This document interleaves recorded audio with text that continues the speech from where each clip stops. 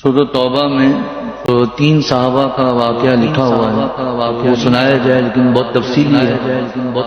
آج ارادہ ہے کہ اس کو پڑھا جائے، تشریح کا تو موقع نہیں ہے کہ تفصیلی واقعہ دعا کریں انشاءاللہ تعالیٰ یہ پورا ہو جائے۔ ارشاد فرمایا کہ خدا کے عاشقوں کا مقام جو قرآن پاک نے بیان کیا ہے، جن کے دل زندہ ہیں خدا کی نافرمانی سے ان کے دل پر کیا گزرتی ہے، یعنی جب اللہ تعالیٰ کی نافرمانی ہو جائے تو جن کے دل آباد ہوں تو ان کے دل پر کیا گزرتی ہے۔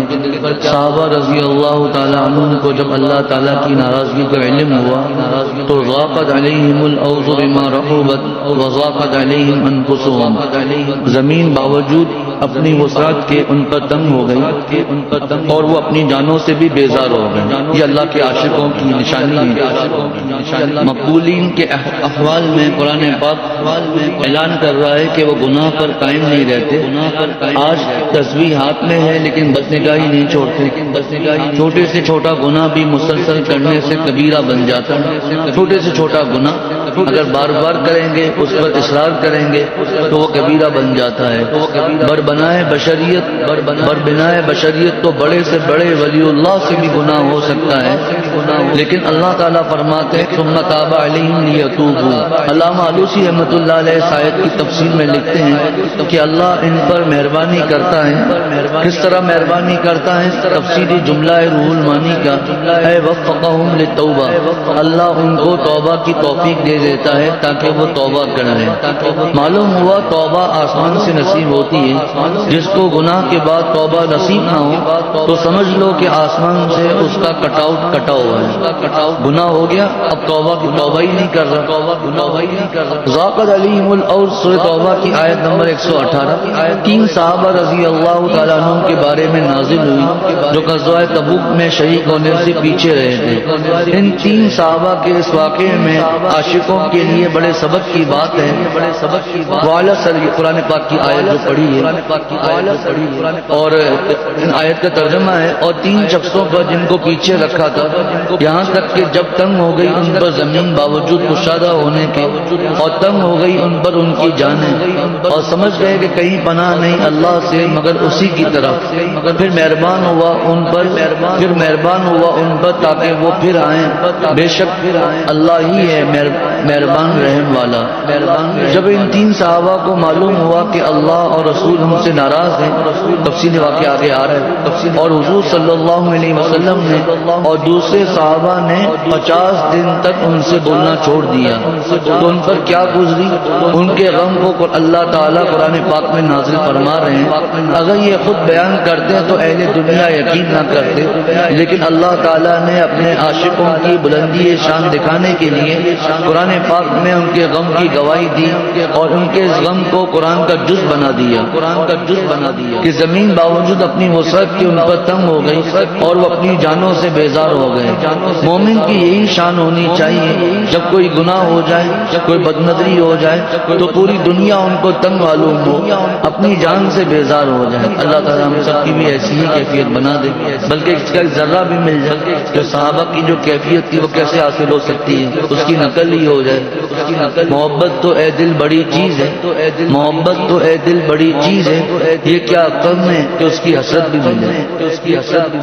تو فرمایا کہ جس کو یہ بات حاصل نہیں تو سمجھ لو کہ اس کی نسبت میں اللہ کا چراغ انتہائی ضعیف ہے۔ اس کو بہت اللہ سے رونا چاہیے اور اللہ سے تعلق کو قوی کرنے والے اسباب اختیار کرنے چاہیے۔ جو کوشش کرتا ہے پا جاتا ہے، اللہ کے راستے میں ناکامی نہیں ہے۔ حضرت میر صاحب رحمۃ اللہ علیہ لکھتے ہیں آگے کا تفصیلی واقعہ تفسیر معرف القرآن سے لکھا گیا ہے جامع۔ اب معرف القرآن ہم علامت ربانی سے پڑھ رہے ہیں لیکن معرف القرآن سے لکھا گیا ہے۔ یہ 3 حضرات حضرت کعب بن مالک رضی اللہ تعالیٰ عنہ، مرارہ بن ربیع رضی اللہ تعالیٰ عنہ اور ہلال بن امیہ رضی اللہ تعالیٰ عنہ، تینوں انصاری تھے، یعنی ہجرت کر کے نہیں آئے تھے، مدینہ شریف کے ہی تھے۔ تینوں انصاری تھے جو اس سے پہلے بیعت عقبہ اور حضور صلی اللہ علیہ وسلم کے ساتھ دوسرے غزوات میں شریک رہ چکے تھے، مگر اس اتفاق مگر اس وقت اتفاقی طور سے اس لغزش میں مبتلا ہو گئے، اور منافقین جو اس جہاد میں اپنے نفاق کی وجہ سے شریک نہیں ہوئے تھے، انہوں نے بھی ان کو ایسے ہی مشورے دیے جس سے ان کی ہمت ٹوٹ گئی۔ جب رسول اللہ صلی اللہ علیہ وسلم اس جہاد سے واپس آئے تو منافقین نے حاضر ہو کر جھوٹے عذر پیش کر کے اور جھوٹی قسمیں کھا کر رسول اللہ صلی اللہ علیہ وسلم کو راضی کرنا چاہا۔ یہ واقعہ اور اس کے بعد سورۃ التوبہ کا جو 10ویں سپارے کا آخری اور 11ویں سپارے میں جو اللہ تعالیٰ نے اس مضمون کو بیان کیا ہے وہ مزہ ہی اپنا ہے۔ قرآن پاک کے الفاظ میں جھوٹی قسمیں کھا کر ان منافقوں نے رسول اللہ صلی اللہ علیہ وسلم کو راضی کرنا چاہا، منافقین نے۔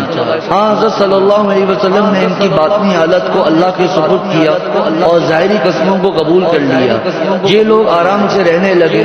کچھ لوگوں نے ان تینوں انصاری صاحب بزرگوں کو بھی یہی مشورہ دیا کہ تم بھی جھوٹے عذر کر کے اپنی صفائی پیش کر دو، مگر ان کے دلوں نے ملامت کی کہ ایک گناہ تو جہاد سے پیچھے رہنے کا کر چکے ہیں، اب دوسرا گناہ حضور صلی اللہ علیہ وسلم کے سامنے جھوٹ بولنے کا کرے۔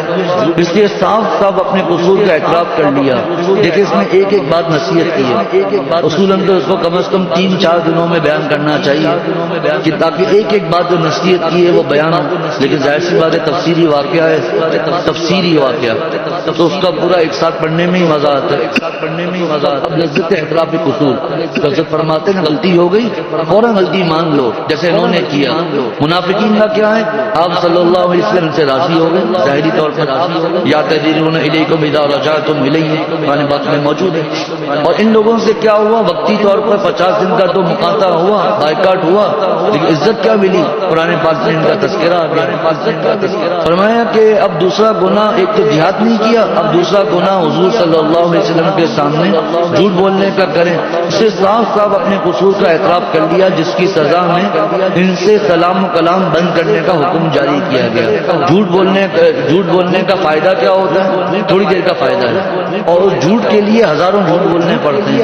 سچ بولنے کا ایک ظاہری نقصان ہوتا ہے، ظاہری نقصان وقتی طور پر پریشانی آئی، بعد میں اس کو اور جھوٹ نہیں بولنے پڑیں گے، اور جو ایک جگہ کے طالب علم کا واقعہ حضرت والد صاحب کے پاس آیا، جھوٹ پر جھوٹ بول رہے ہیں، آخر میں بات کھل گئی تو حضرت والد صاحب نے میرے حوالے کیا۔ میں نے ان سے کہا کہ بیٹا دیکھو، آپ نے اس ایک بات کو بچانے کے لیے کتنے جھوٹ آ کر بولے، کون آپ پر اعتماد کرے گا، پہلی دفعہ میں سچ بول دیتے، جس کی سزا میں یعنی سچ بولنے کی سزا میں ان سے سلام و کلام بند کرنے کا حکم جاری کیا گیا۔ انجام یہ ہوا کہ اللہ تعالیٰ نے قرآن میں ان سب کی حقیقت کھول دی، جھوٹی قسمیں کھا کر عذر کرنے والوں کا پردہ فاش کر دیا، اور ان 3 بزرگوں نے جو سچ بولا اور اعتراف قصور کیا ان کی توبہ اس آیت میں نازل ہوئی، اور 50 دن حضور صلی اللہ علیہ وسلم کے اعراض اور صحابہ کرام رضی اللہ تعالیٰ عنہ کے مقاطعہ سلام و کلام کی انتہائی سخت مصیبت جھیلنے کے بعد بڑی سرخروئی اور مبارک بادوں کے ساتھ رسول اللہ صلی اللہ علیہ وسلم اور سب مسلمانوں میں مقبول ہوئے۔ ان تینوں صحابہ کرام رضی اللہ تعالیٰ عنہ کا واقعے کی تفصیل احادیث صحیحہ سے یہ ہے، اب غالباً بخاری شریف کی روایت۔ ان 3 بزرگوں میں سے ایک کعب بن مالک تھے، انہوں نے اپنے واقعے کی تفصیل اس طرح بتلائی ہے کہ رسول اللہ صلی اللہ علیہ وسلم نے جتنے غزوات میں شرکت کی، میں ان سب میں بدس غزوہ تبوک کے آپ صلی اللہ علیہ وسلم کے ساتھ شریک رہا۔ یہ غزوہ تبوک جس کا تذکرہ، البتہ غزوہ بدر کا واقعہ چونکہ اچانک پیش آیا اور رسول اللہ صلی اللہ علیہ وسلم نے سب کو اس میں شریک ہونے کا حکم بھی نہیں دیا تھا، اور شریک نہ ہونے والوں پر کوئی عتاب بھی نہیں فرمایا تھا، اس میں میں بھی شریک نہ ہو سکا تھا، اور میں لیلۃ العقبہ کی بیعت میں بھی حاضر تھا، جس میں ہم نے اسلام کی حمایت و حفاظت کا معاہدہ کیا تھا۔ یہ ایک الگ تفصیل، مزیدار تفصیل ہے، اس سے بھی موقع نہیں، اور مجھے یہ بیعت عقبہ کی حاضری غزوہ بدر کی حاضری سے بھی زیادہ محبوب ہے، اگرچہ غزوہ بدر لوگوں میں زیادہ مشہور ہے۔ میرا واقعہ غزوہ تبوک میں غیر حاضری کا یہ ہے کہ میں کسی وقت بھی اس وقت سے زیادہ خوشحال اور مالدار نہ تھا، بخدا میرے پاس کبھی اس سے پہلے 2 سواریاں جمع نہیں ہوئی تھی جو اس وقت موجود تھی۔ آپ صلی اللہ علیہ وسلم نے سخت گرمی اور تنگ دستی کی حالت میں اس جہاد کا قصد فرمایا، اور سفر بھی بڑی دور کا تھا، مقابلے پر دشمن کی قوت اور تعداد بہت زیادہ تھی، اس لیے رسول اللہ اللہ صلی اللہ علیہ وسلم نے اس جہاد کا کھل کر اعلان کر دیا تاکہ مسلمان اس کے لیے پوری تیاری کر سکیں۔ اس غزوے میں شریک ہونے والوں کی تعداد مسلم شریف کی روایت کے مطابق 10,000 سے زائد اور ایک روایت کے مطابق 30,000 سے زائد تھی۔ اس جہاد میں نکلنے والوں کی کوئی فہرست نہیں لکھی گئی تھی، اس لیے جو لوگ جہاد میں نہیں جانا چاہتے تھے ان کو یہ موقع مل گیا کہ نہ گئے تو کسی کو خبر بھی نہ ہوگی۔ جس وقت حضور صلی اللہ علیہ وسلم اس جہاد کے لیے نکلے تو وہ وقت تھا کھجوریں پک رہی تھی، باغات والے ان میں مشغول تھے۔ اس حالت میں حضور صلی اللہ علیہ وسلم اور عام مسلمانوں نے سفر کی تیاری شروع کر دی۔ جمعرات کے دن سفر کا آغاز فرمایا۔ میرا حال یہ تھا کہ میں روز صبح کو ارادہ کرتا کہ جہاد کی تیاری کروں، مگر بغیر کسی تیاری کے واپس آ جاتا۔ میں دل میں کہتا تھا کہ میں جہاد پر قادر ہوں، مجھے نکلنا چاہیے، مگر یوں ہی آج کل میں میرا ارادہ ٹلتا رہا، یہاں تک کہ حضور صلی اللہ علیہ وسلم اور عام مسلمان جہاد کے لیے روانہ ہو گئے۔ پھر بھی میرے دل میں یہ آتا رہا کہ میں روانہ ہو جاؤں اور کہیں راستے میں مل جاؤں، اور کاش کہ میں ایسا کر لیتا، مگر یہ کام افسوس ہے کہ نہ ہو سکا۔ حضور صلی اللہ علیہ وسلم تشریف لے جانے کے بعد جب میں مدینے میں کہیں جاتا تو یہ بات مجھے بہت غمگین کرتی تھی کہ اس وقت پورے مدینے میں یا تو وہ لوگ نظر آتے تھے جو نفاق میں ڈوبے ہوئے تھے، یا پھر ایسے بیمار جو قطعاً سفر کے قابل نہ تھے۔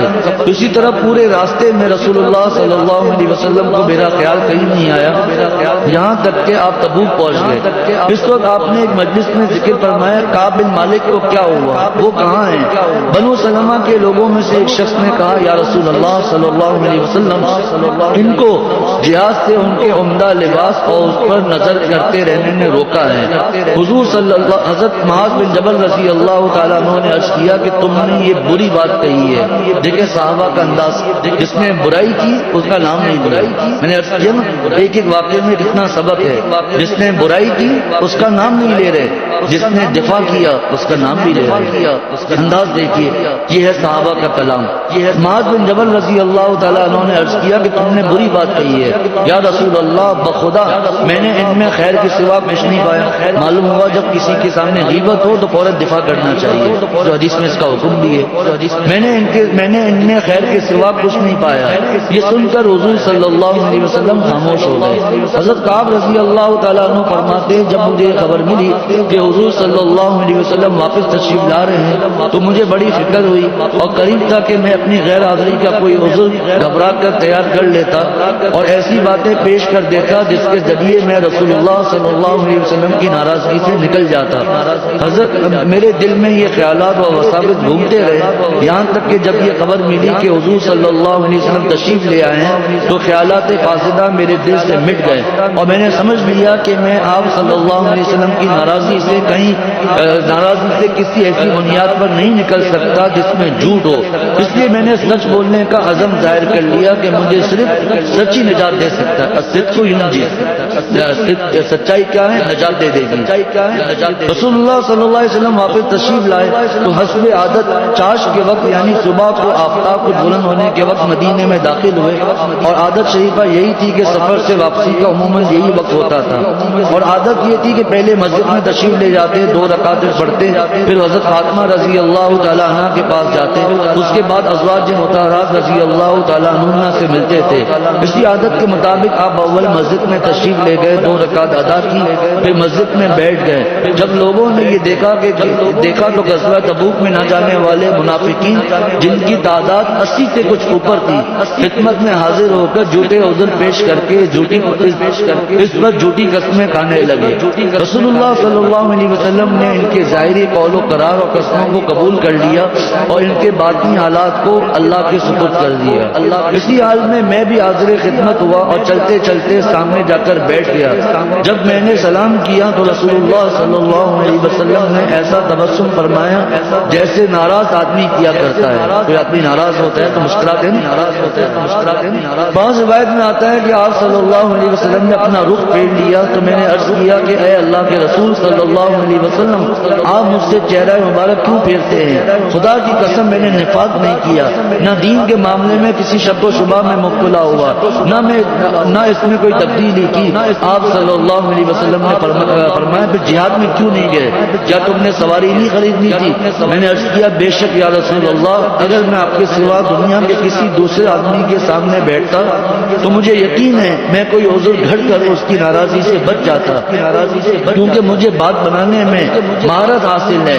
لیکن قسم ہے اللہ کی، میں نے سمجھ لیا ہے کہ اگر میں نے آپ سے کوئی جھوٹی بات کہی جس سے آپ وقتی طور پر راضی ہو جائیں تو کچھ دور نہیں اللہ تعالیٰ حقیقت حال آپ پر کھول کر مجھ سے ناراض کر دیں گے، اور اگر میں نے سچی بات بتلا دی جس سے بالفعل آپ مجھ پر ناراض بھی ہوں، یعنی حقیقت ناراض بھی ہوں، تو مجھے امید ہے اللہ مجھے معاف فرما دیں گے۔ صحیح بات یہ ہے کہ جہاد سے غائب رہنے میں میرا کوئی عذر نہیں تھا، میں کسی وقت بھی مالی اور جسمانی طور پر اتنا قوی اور پیسے والا نہیں تھا جتنا اس وقت تھا۔ رسول اللہ صلی اللہ علیہ وسلم نے فرمایا اس شخص نے سچ بولا ہے، فرمایا اچھا جاؤ یہاں تک کہ اللہ تمہارے متعلق کوئی فیصلہ فرما دے۔ میں یہاں سے اٹھ کر چلا تو بنی سلمہ کے چند آدمی میرے پیچھے لگے اور کہنے لگے کہ اس سے پہلے تو ہمارے علم میں تم نے کوئی گناہ نہیں کیا، یہ تم نے کیا بیوقوفی کی، اس وقت کوئی عذر پیش کر دیتے جیسا دوسرے رہ جانے والوں نے پیش کیا، تمہارے گناہ کی معافی کے لیے رسول اللہ صلی اللہ علیہ وسلم کی استغفار کرنا کافی ہو جاتا۔ بخدا یہ لوگ مجھے بار بار ملامت کرتے رہے، یہاں تک کہ میرے دل میں یہ خیال آ گیا کہ میں لوٹ جاؤں اور پھر جا کر عرض کر دوں کہ میں نے جو بات پہلے کہی تھی وہ غلط تھی، میرا عذر صحیح موجود تھا۔ پھر میں نے دل میں کہا کہ میں ایک گناہ کے دو گناہ نہ بناؤں۔ دیکھیں کیا نصیحت ہے، ایک گناہ تو تخلف یعنی پیچھے رہ جانے کا سرزد ہو چکا ہے، دوسرا گناہ جھوٹ بولنے کا کر گزروں۔ پھر میں نے پوچھا پیچھے رہ جانے والوں میں کوئی اور بھی میرے ساتھ ہے جس نے اپنے جرم کا اعتراف کر لیا ہو؟ انہوں نے بتلایا 2 آدمی اور ہیں جنہوں نے تمہاری طرح اقرار جرم کر لیا اور ان کو بھی وہی جواب دیا گیا ہے جو تمہیں کہا گیا ہے، اللہ کے فیصلے کا انتظار کرو۔ میں نے پوچھا وہ کون 2 ہیں؟ انہوں نے بتلایا کہ مرارہ بن ربیع دوسرے ہلال بن امیہ۔ میں نے ان سے مرارہ کے تخلف کا تو سبب یہ ہوا کہ ان میں سے مرارہ کے تخلف کا سبب تو یہ ہوا کہ ان کا ایک باغ تھا جس کا پھل اس کو پک رہا تھا، تو انہوں نے اپنے دل میں کہا تم نے اس سے پہلے کئی غزوات میں حصہ لیا ہے، اگر اس سال جہاد میں نہ جاؤ تو کیا جرم ہے؟ اس کے بعد جب انہیں اپنے گناہ پر تنبہ ہوا تو انہوں نے اللہ سے عہد کر لیا کہ یہ باغ میں نے اللہ کی راہ میں صدقہ کر دیا۔ اور دوسرے بزرگ ہلال بن امیہ کا یہ واقعہ ہوا کہ ان کے اہل و عیال عرصے سے متفرق تھے، اس موقع پر سب جمع ہو گئے تو خیال کیا کہ اس سال میں جہاد میں نہ جاؤں، اپنے اہل و عیال میں بسر کروں۔ ان کو بھی جب اپنے گناہ کا خیال آیا تو انہوں نے یہ عہد کیا کہ اب میں اپنے اہل و عیال سے علیحدگی اختیار کر لوں گا۔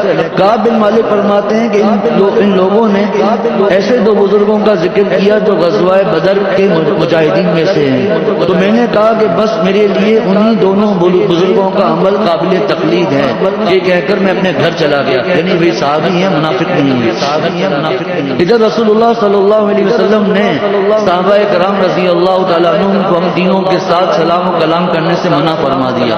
اب ہمارا یہ حال ہو گیا کہ ہم لوگوں کے پاس جاتے تو کوئی ہم سے کلام نہ کرتا، نہ سلام کرتا، نہ سلام کا جواب دیتا۔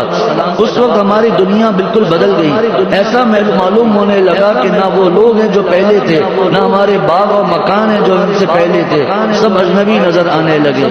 سب نصیحتیں میں اندازہ ہو رہا ہوگا کیسی اس میں نصیحتیں آ رہی ہیں کہ جب گناہ ہو جائے تو یہی کیفیت ہونی چاہیے۔ مجھے سب سے بڑی فکر یہ تھی کہ اگر اس سال میں مر گیا، سنیے فکر کیا تھی ان حضرات کو، اگر میں اس سال میں مر گیا تو رسول اللہ صلی اللہ علیہ وسلم میری جنازے کی نماز نہ پڑھیں گے، یا خدا نہ خواستہ اس عرصے میں حضور صلی اللہ علیہ وسلم کی وفات ہو گئی تو میں عمر بھر اسی طرح سب لوگوں میں ذلیل و خوار پھرتا رہوں گا۔ اس کی وجہ سے میرے لیے ساری زمین بیگانہ و ویرانہ نظر آنے لگی۔ اسی حال میں ہم پر 50 راتیں گزر گئی۔ اس زمانے میں میرے دونوں ساتھی مرارہ اور ہلال تو شکستہ دل ہو کر گھر میں بیٹھے رہے اور رات دن روتے تھے، لیکن میں جوان آدمی تھا، باہر نکلتا اور چلتا پھرتا تھا اور نماز میں سب مسلمانوں کے ساتھ شریک ہوتا تھا، بازاروں میں پھرتا تھا، مگر نہ کوئی مجھ سے کلام کرتا نہ میرے سلام کا جواب دیتا۔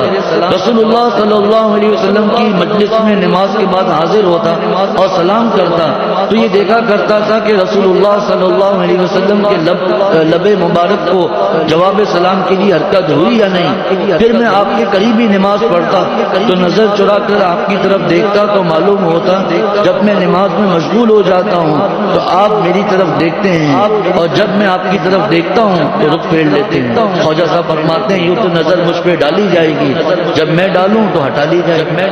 اسی کو حضرت والد صاحب نے فرمایا جب شیخ کسی سے ناراض ہوتا ہے تو دل میں محبت ہی ہوتی ہے لیکن نظروں سے دور کر دیتا ہے.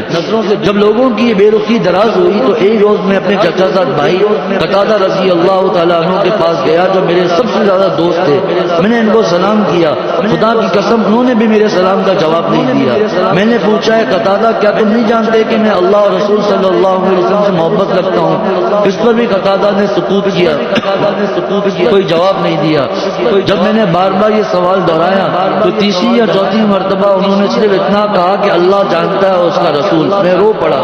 اسی زمانے میں ایک روز میں مدینے کے بازار میں چل رہا تھا کہ اچانک ملک شام کا ایک نفتی شخص جو غلہ فروخت کرنے کے لیے شام سے مدینے میں آیا تھا، مجھ کو دیکھا کہ لوگوں سے پوچھ رہا ہے کہ کوئی مجھے کعب بن مالک کا بتا سکتا ہے.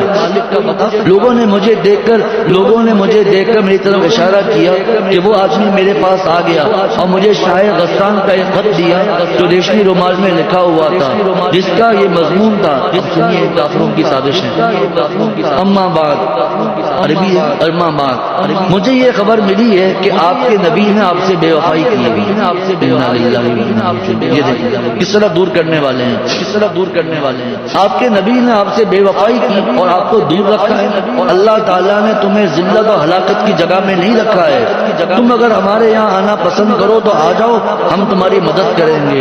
میں نے جب خط پڑھا تو کہا کہ یہ ایک اور میرا امتحان و آزمائش ہے کہ اہل کفر کو مجھ سے تما اور توقع ہو گئی کہ میں ان کے ساتھ شامل ہو جاؤں.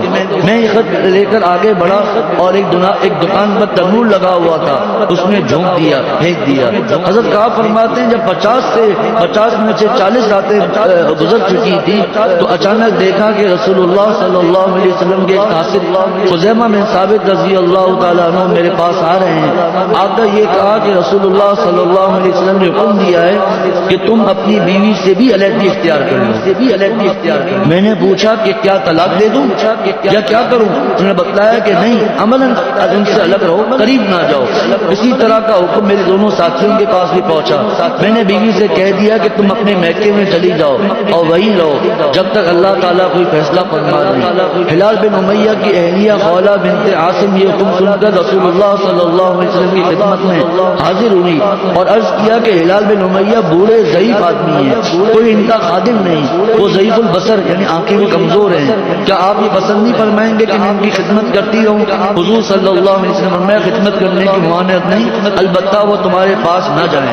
انہوں نے عرض کیا وہ تو بڑھاپے کی وجہ سے ایسے ہو گئے ہیں کہ ان میں کوئی حرکت ہی نہیں، واللہ ان پر تو مسلسل گریہ تاری ہے اور رات دن روتے رہتے ہیں. کعب بن مالک فرماتے ہیں کہ مجھے بھی اب برے بازو ہوتے ہیں، خیرخواہ ہوتے ہیں، مشورہ دیتے ہیں، بعض بدخواہ ہوتے ہیں، غلط مشورے دیتے ہیں. مجھے بھی میرے بعض متعلقین نے مشورہ دیا کہ تم بھی حضرت صلی اللہ علیہ وسلم سے بیوی کو ساتھ رکھنے کی اجازت لو جیسا کہ آپ نے ہلال کو اجازت دے دی ہے. میں نے کہا کہ میں ایسا نہیں کروں گا. میں نے کہا کہ میں ایسا نہیں کروں گا. معلوم نہیں رسول اللہ میں ایسا نہیں کروں گا. معلوم نہیں کہ رسول اللہ صلی اللہ علیہ وسلم کیا جواب دیں. اس کے علاوہ میں جوان آدمی ہوں، بیوی کو ساتھ رکھنا احتیاط کے خلاف ہے. چنانچہ اسی حال پر میں نے 10 راتیں اور گزاری یہاں تک کہ 50 راتیں مکمل ہو گئی. 50 دن تک بائیکاٹ ہوا. اس وقت ہماری توبہ رسول اللہ صلی اللہ علیہ وسلم پر 1/3 رات گزرنے کے وقت نازل ہوئی، یا کہ 3 حصہ کر کے 1/3 1/3. ام المؤمنین حضرت ام سلمہ رضی اللہ تعالی عنہ جو اس وقت حاضر تھی، انہوں نے عرض کیا کہ اجازت ہو تو کعب بن مالک کو اسی وقت اس کی خبر کر دی جائے. آپ صلی اللہ علیہ وسلم نے فرمایا ایسا ہوا تو ابھی لوگوں کا ہجوم ہو جائے گا، رات کی نیند مشکل ہو جائے گی. ناراضگی تھی تو اللہ کے لیے، محبت بھی ہے تو اللہ کے لیے. دیکھیے کیا حال تھا ان حضرات کا. آپ نے فرمایا ایسا ہوا تو ابھی لوگوں کا ہجوم ہو جائے گا، رات کی نیند مشکل ہو جائے گی. کعب بن مالک فرماتے ہیں 50ویں رات کے بعد صبح کی نماز پڑھ کر میں اپنے گھر کی چھت پر بیٹھا تھا اور میری وہ حالت تھی جس کا ذکر اللہ تعالیٰ نے قرآن پاک میں کیا ہے کہ مجھ پر میری جان اور زمین باوجود وسعت کے تنگ ہو چکی تھی کہ اچانک میں نے سلا پہاڑ کے اوپر سے کسی کسی چلانے والے کی آواز سنی جو بلند آواز سے کہہ رہا تھا اے کعب بن مالک بشارت ہو، اے کعب بن مالک بشارت ہو۔ ایک روایت میں ہے کہ یہ بلند آواز سے کہنے والے ابو بکر رضی اللہ تعالیٰ عنہ تھے، جنہوں نے جبل صلا پر چڑھ کر یہ آواز دی کہ اللہ نے کعب کی توبہ قبول فرما لی، بشارت ہو۔ اور ایک روایت میں ہے کہ یہ خوشخبری حضرت کعب کو سنانے کے لیے دو آدمی دوڑے، ان میں سے ایک آگے بڑھ گیا تو جو پیچھے رہ گیا تھا انہوں نے یہ کیا کہ صلا پہاڑ پر چڑھ کر آواز دے دی۔ اور کہا جاتا ہے کہ یہ دوڑنے والے دو بزرگ حضرت صدیق اکبر رضی اللہ تعالیٰ عنہ اور فاروق اعظم تھے۔ اور فاروق دیکھیں ہر بات میں ایک دوسرے سے آگے بڑھنے کی فکر، نیکیوں میں آگے بڑھنے کی فکر، اور ہمارا حال کیا ہے، گناہوں میں ایک دوسرے سے آگے بڑھنے کی فکر ہوتی ہے۔ کعب بن مالک فرماتے ہیں یہ آواز سن کر میں دیکھیں ایک ایک بات میں نصیحتیں کتنی ہیں، آپ اندازہ لگا رہے ہیں کہ ایک دن کا مضمون نہیں ہے یہ۔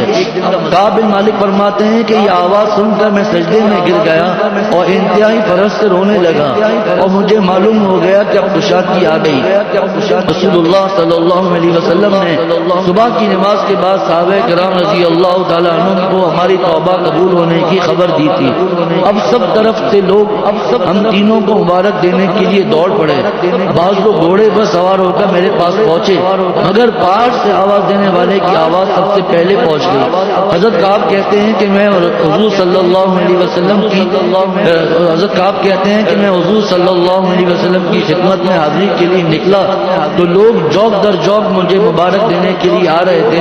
میں مسجد نبوی میں داخل ہوا تو دیکھا حضور صلی اللہ علیہ وسلم تشریف فرما ہیں، آپ کے گرد صحابہ کرام کا مجمع ہے۔ مجھے دیکھ کر سب سے پہلے طلحہ بن عبید اللہ رضی اللہ تعالیٰ عنہ کھڑے ہو کر میری طرف لپکے اور مجھ سے مصافحہ کر کے قبول توبہ پر مبارکباد دی۔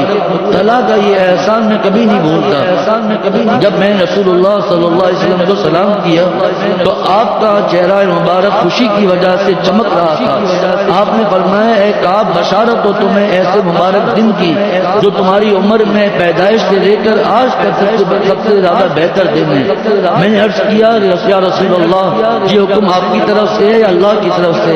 آپ نے فرمایا کہ نہیں یہ حکم اللہ کا ہے، تم نے سچ بولا تھا، اللہ نے تمہاری سچائی کو ظاہر فرما دیا۔ میں نے عرض کیا یا رسول اللہ میری توبہ یہ ہے کہ میں اپنے سب مال و متاع سے نکل جاؤں، سب کو اللہ کی راہ میں صدقہ کر دوں۔ آپ نے فرمایا نہیں، کچھ مال اپنی ضرورت کے لیے رہنے دو، یہ بہتر ہے۔ میں نے عرض کیا اچھا آدھا مال صدقہ کر دوں؟ آپ نے اس سے بھی انکار کر دیا۔ پھر میں نے ایک تہائی مال کی اجازت مانگی تو آپ نے اس کو قبول فرما لیا۔ میں نے عرض کیا یا رسول اللہ صلی اللہ علیہ وسلم مجھے اللہ نے سچ بولنے کی وجہ سے نجات دی ہے، اس لیے میں عہد کرتا ہوں جب تک میں زندہ ہوں کبھی سچ کے سوا کوئی کلمہ نہیں بولوں گا۔ جب سے میں نے رسول اللہ صلی اللہ علیہ وسلم سے سچ بولنے کا عہد کیا تھا الحمدللہ آج تک کوئی کلمہ جھوٹ میری زبان پر نہیں آیا۔ مجھے امید ہے اللہ تعالیٰ باقی زندگی میں بھی مجھے اس سے محفوظ رکھیں گے۔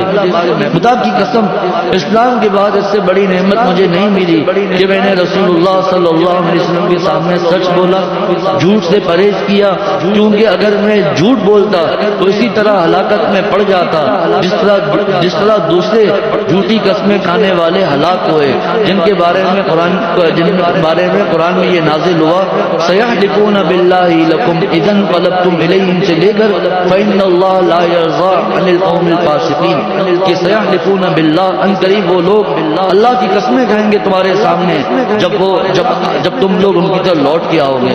بعض حضرات نے فرمایا کہ ان تینوں حضرات سے مقاطعہ 50 دن تک جاری رہنا یہ بائیکاٹ شاید اس حکمت پر مبنی تھا کہ رسول اللہ صلی اللہ علیہ وسلم کے غزوہ تبوک میں 50 دن ہی صرف ہوئے تھے۔ از معرف القرآن جلد نمبر 4 صفحہ 80 کم 3 477۔ اللہ تعالیٰ ہم سب کو عمل کی توفیق عطا فرمائے۔